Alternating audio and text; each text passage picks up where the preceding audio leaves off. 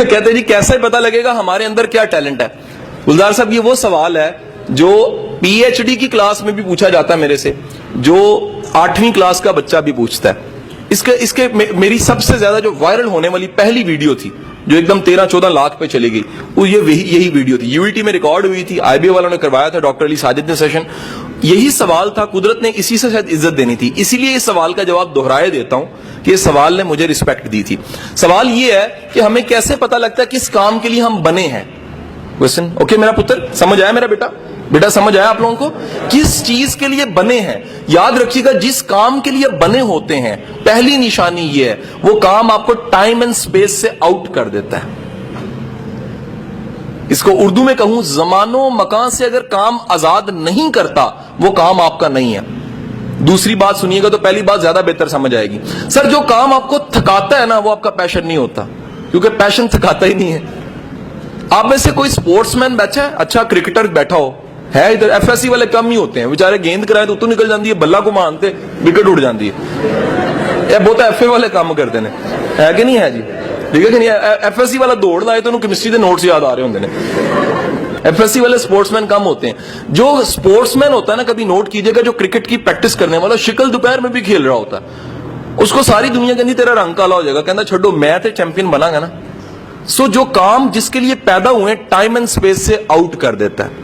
جو کام آپ کو تھکائے وہ کام آپ کا کام نہیں ہے. قدرت جس کام میں آپ کو جس سانچے میں بنا، پنکھا آج تک نہیں تھکا، ذرا نوٹ کرو، کبھی سالوں بعد کمپنی اچھی نہیں جل جاتا ہے، کیونکہ بنا ہی ہوا دینے کے لیے. اس سے ذرا کوئی اور کام دے کے دیکھیں، اس سے کوئی اور کام لیں، اس کے لیے بنا ہی نہیں ہے. آپ کا قلم جون سا ہے، قلم جسے لکھتے ہیں وہ لکھنے کے لیے بنا ہے. ختم ہوتا ہے تو تھک جاتا ہے، کیونکہ ختم ہو گیا نا، وہ اس کی ڈیتھ ہو گئی.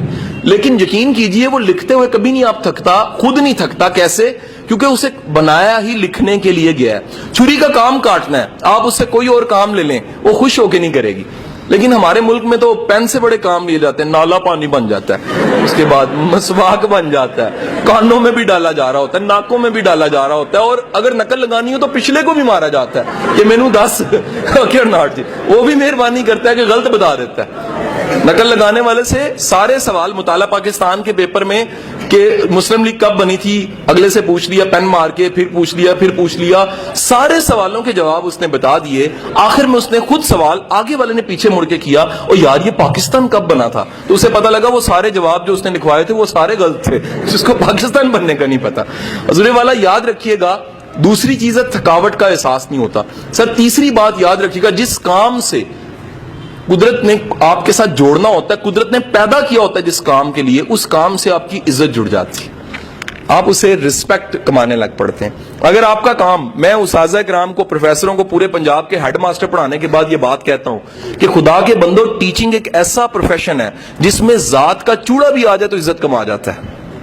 یہ جملہ بڑا خطرناک میں نے بولا، اسٹریٹ فارورڈ بولا ہے. ذات کا چوڑا بھی آ جائے نا، ٹیچنگ میں عزت کما جاتا ہے. ہمارے معاشرے کا المیہ یہ ہے کہ ہمارا ٹیچر عزت نہیں کما سکتا. وجہ کیا ہے؟ نہ وہ استاد والا کردار ہوتا ہے اور نہ استاد والا مزاج ہوتا ہے. تو حضور والا یاد رکھیے گا، جس کام سے قدرت نے آپ کو جس کام کے لیے پیدا کیا ہوتا ہے اس کام سے آپ کی رسپیکٹ جڑ جاتی ہے. چوتھی چیز یاد رکھیے گا، سر جس کام کے لیے پیدا ہوئے ہوتے ہیں اس میں معاوضے سے بھی آزاد ہو جاتے ہیں. آپ کہتے ہیں معاوضہ تو آ ہی جانا ہے، معاوضہ تو مل ہی جانا ہے. یہ معاوضہ چھوٹی چیز ہے، اس سے بڑی چیز یہ ہے میں وہ کام کر رہا ہوں جو مجھے پسند ہے. مائیکل اینجلو کو جانتے ہیں؟ کون تھا؟ کوئی ہے نا کبھی میرا رشتہ دار تھا.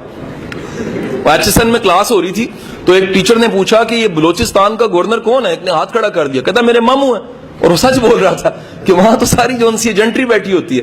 تو حضور والا مائیکل اینجلو کو جانتے ہیں آپ میں سے؟ مائیکل اینجلو ایک ایسا انسان تھا جس نے بائبل کو مجسموں میں اور اپنے جو گرجائیں ان میں کنورٹ کیا. سارے پورٹرے اس کی چیزیں بنی ہوئی، پتھر کو کنورٹ کرتا تھا. آج آپ نے جا کے گوگل پہ مائیکل اینجلو لکھنا ہے، اس کے بنائے ہوئے مجسمے آپ کو ایسے لگیں گے اصلی ہیں. اور ایک واقعہ ہے، جب اس نے ڈیوڈ کا مجسمہ بنایا تھا تو ڈیوڈ کا مجسمہ بنانے کے بعد اس نے دیکھا اور دیکھ کے کہا کہ بولتا کیوں نہیں ہے. وہ اپنے آرٹ کو دیکھ کے پاگل ہو گیا تھا اور ہتھوڑا مارا اس نے اس کے پاؤں پہ یا ہاتھ پہ اور توڑ دیا اور کہا کہ تو بولتا کیوں نہیں ہے، میں نے تجھے اتنا خوبصورت بنایا. مائیکل اینجلو وہ انسان تھا جو 15 دن مجسمے بناتا تھا اور جب اپنے بوٹ اتارتا تھا تو کھال بھی پاؤں سے اتر جاتی تھی. اس بات کی فکر ختم ہو جاتی تھی کہ 15 دن گزر چکے ہیں. حضور والا یاد رکھیے، جس کام کے لیے آپ پیدا ہوتے ہیں